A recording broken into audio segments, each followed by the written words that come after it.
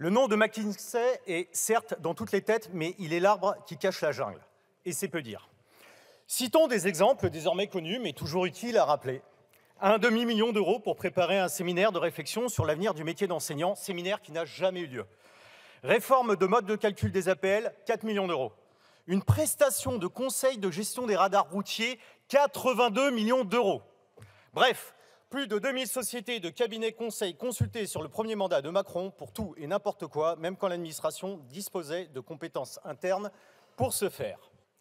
Entre Macron et McKinsey, c'est en effet l'histoire d'amour qui va jusqu'au partage de personnel à titre gratuit au profit des campagnes électorales de Jupiter Ier. Et la récompense en marché public, grassement rémunérée une fois élu.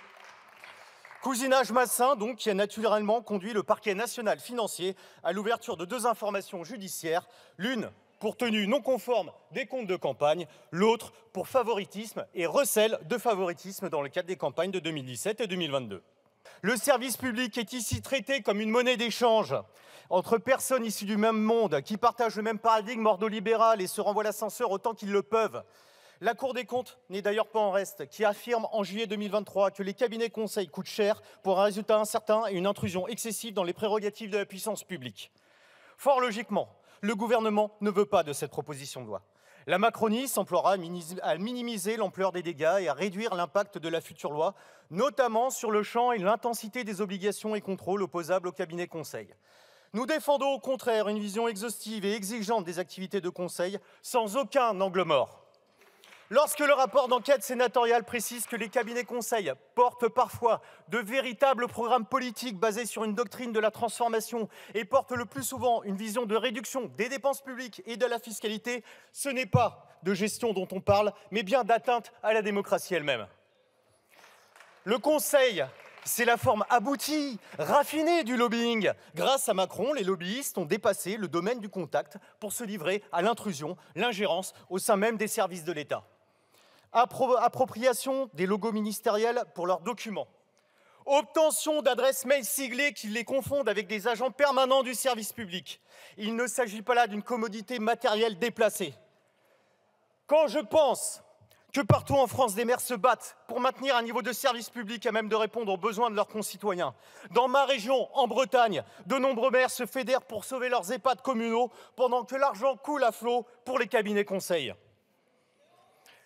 La mise à sac de nos services publics rapporte à ceux qui offrent des services privés, car les besoins sociaux ne disparaissent pas. Elle rapporte aux plus riches, à qui vous refusez de prélever des impôts, mais à qui vous empruntez de l'argent à taux variable. Oui, madame. Cette proposition de loi, ce n'est pas simplement l'encadrement d'un secteur d'activité qui était jusqu'ici à l'abri des regards. Cette proposition de loi est le prolongement de ce que nombre de nos prédécesseurs ont fait avant nous, prémunir l'intérêt général, protéger le service public. Moi, je suis désolée, mais quand je vous entends parler des cabinets de conseil, à un moment, il faut quand même savoir de quoi on parle. Les cabinets de conseil, c'est pas que les très gros cabinets installés à Paris. Il y a aussi, dans les territoires, des plus petites agences qui accompagnent effectivement les petites structures, les petits EPIC. Et donc, notamment, je pensais effectivement à l'argument donné par le rapporteur Milienne sur les petits hôpitaux, mais on peut revenir sur les plus petits établissements culturel, et donc effectivement le gouvernement va donner un avis défavorable. Madame Marie Lebec est une ancienne salariée de cabinet conseil. Il me semble qu'elle est en position de conflit d'intérêts et qu'il serait de bonne loi de changer de ministre au banc. Elle ne peut pas raisonnablement intervenir au nom du gouvernement, donc dans l'intérêt général, alors qu'elle est salariée, elle est l'ancienne salariée d'un cabinet conseil Euralia, qui d'ailleurs a eu des liens contractuels très récents avec le gouvernement, puisque ce cabinet conseil est intervenu dans le cadre de la préparation de la réforme des retraites et était sous contrat avec le gouvernement encore l'année dernière. Donc il me semble que pour un bon respect de cette Assemblée et une bonne prévention des conflits d'intérêts, il convient que Madame la Ministre se déporte et qu'un autre ministre arrive au banc. Merci. Moi j'ai une interrogation, je ne connais pas bien le sujet. Mais du coup, je me pose beaucoup de questions, quand même. Mais nous sommes là pour débattre et pour éclairer la représentation nationale. Je voudrais prendre le cas du château de Chambord, qui a eu recours à des cabinets de conseil en communication, en marketing touristique, en matière d'aménagement de ces jardins. Et grâce au recours à ces conseils, il y a eu une transfiguration du château de Chambord. Et du coup, je me demande si, avec l'application de cette loi, on ne risque pas de priver un établissement comme celui-ci, comme le château de Chambord, de conseils très utiles pour trouver des ressources.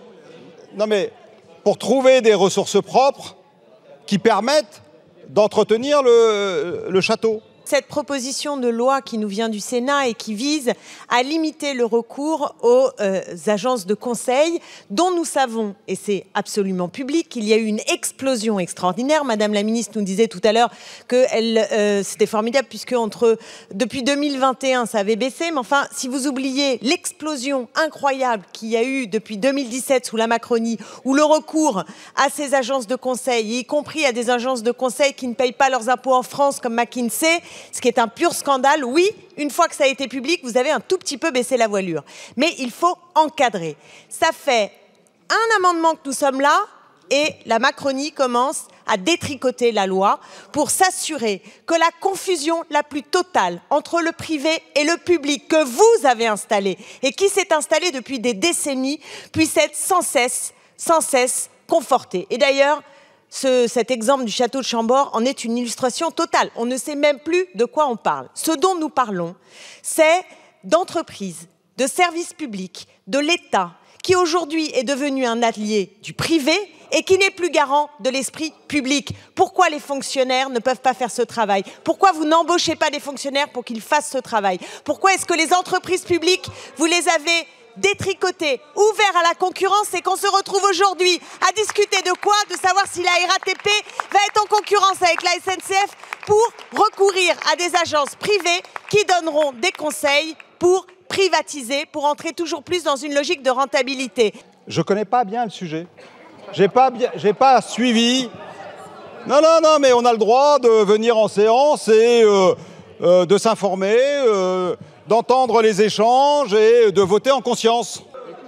Mais on peut s'exprimer, non? Je veux dire, vous n'avez pas le monopole de la parole. Enfin, bon. Donc moi, en tant que député de la région Centre-Val de Loire, je m'exprime. Excusez-moi. Voilà. La discussion qu'on a eue est assez révélatrice du portage que vous avez, chers collègues de la Macronie, avec il faut protéger les cabinets conseils. Faut voir la loi comme une loi de protection de l'administration et des établissements publics. Et pourquoi alors les établissements qui ont moins de 60 millions d'euros de budget devraient échapper à cette protection? C'est absolument inepte comme raisonnement. Un autre raisonnement inepte que j'ai entendu tout à l'heure à propos du château de Chambord ou le château de ce que vous voulez, ou le petit musée de ce que vous voulez, le rapporteur Millienne nous explique: attention, si vous mettez des obligations déontologiques sur le recours au cabinet conseil, ces cabinets conseils ne viendront plus. Mes chers collègues, je vous rassure tout de suite, vous avez loupé quelques épisodes, tant qu'il y a du pognon, ils viendront. Tant qu'il y a du pognon, ils viendront. Mais par contre, ce qui est très inquiétant, c'est votre raisonnement, parce que ça veut dire que quand il y a des contrôles sur la déontologie, ils ne viendraient plus. Mais ça montre bien qu'il faut protéger les établissements publics. On a eu un plaidoyer pro domo pour les fonctionnaires. Eh bien, j'aimerais qu'on ait le même plaidoyer pour les parlementaires qui sont membres de la commission de surveillance de la Caisse des dépôts et consignations. Qu'on souligne leur qualité, leur probité, leur engagement en faveur du contrôle de l'activité de la Caisse des dépôts et consignations. Mais pourquoi deux poids, deux mesures?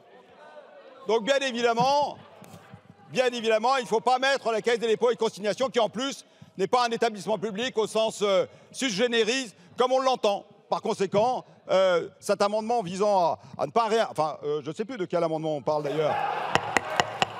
En tous les cas, s'agissant de la Caisse des dépôts et consignations, que nous soyons présents dans un établissement public, dans le conseil d'administration, n'est pas exclusif d'avoir le contrôle du trésor public, n'est pas exclusif aussi de pouvoir rentrer dans le champ d'application de la loi qui, je le répète, cette loi est une loi avant tout de protection de l'administration et de l'intérêt général, et pas une loi qui est simplement destinée à voir si elle convient au cabinet conseil ou non. Je sais qu'on a une ministre qui est attachée au point de vue des cabinets conseils, mais enfin, là, on est là pour représenter l'intérêt général, Madame la ministre. Et le consensus, d'ailleurs, il a été rompu dès que vous avez passé la porte de l'hémicycle.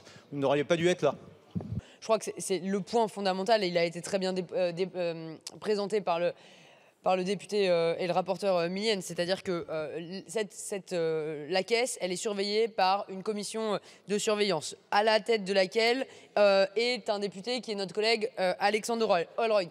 Au sein de cette commission de surveillance, il y a 3 députés et 3 sénateurs. Je rappelle quand même que M. Gosselin a rappelé tout à l'heure à Mme Miller que ça faisait partie de nos fonctions de contrôle, donc je pense qu'on est plus que largement dans notre rôle.